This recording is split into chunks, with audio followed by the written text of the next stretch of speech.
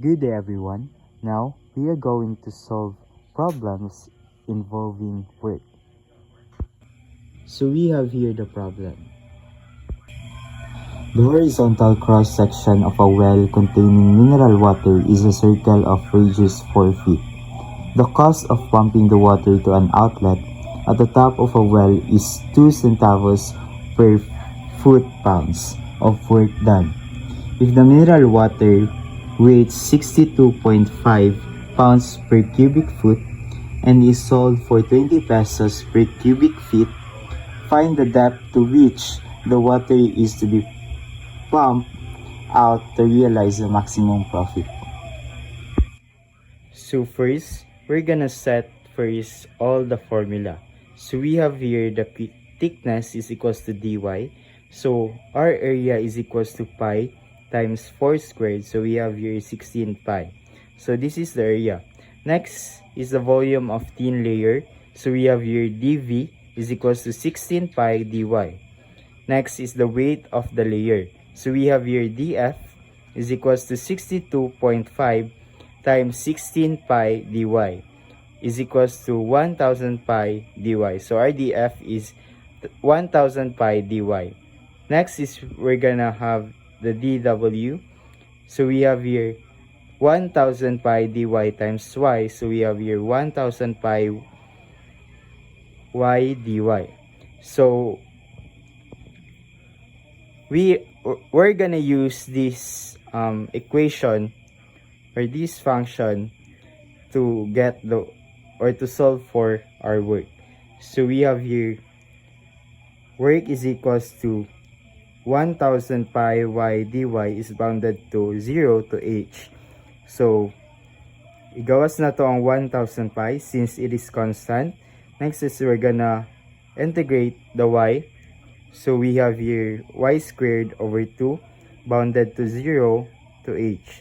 So substitute the value of y to 0 and h. So we have here pag i-substitute na itong 0, so ma-0 siya. So h squared over 2 minus 0. So h squared over 2 times 1000 pi. So 1000 pi times h squared. So we have here 1000 pi h squared over 2. So we have here work is equals to 500 pi h squared. So we're gonna solve the problem. So we have here the cost to pump the water. So we have here cost is equals to 2 times 500 pi h squared centavos. So we have here 1000 pi h squared centavos. So i-convert na to siya in pesos. So we have here 10 pi h squared pesos. Next is we're gonna solve for volume of the water. So integrate lang nato si 16 pi, which is from the area. So we have here 16 pi dy. So we have 16 pi h.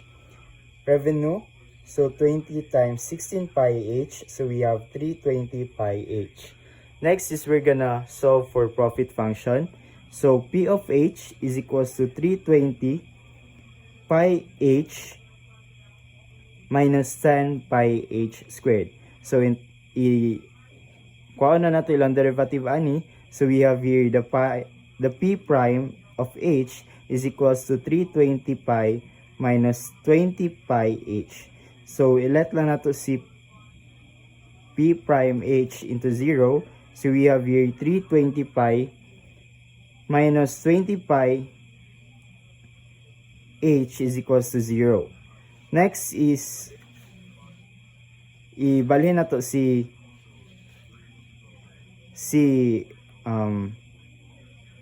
h or si 20 pi h there is a pika. So may mo na siyang positives.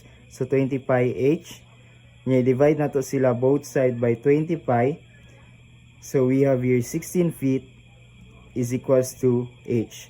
So therefore, to maximize profit, water should be pumped from a depth of 16 feet.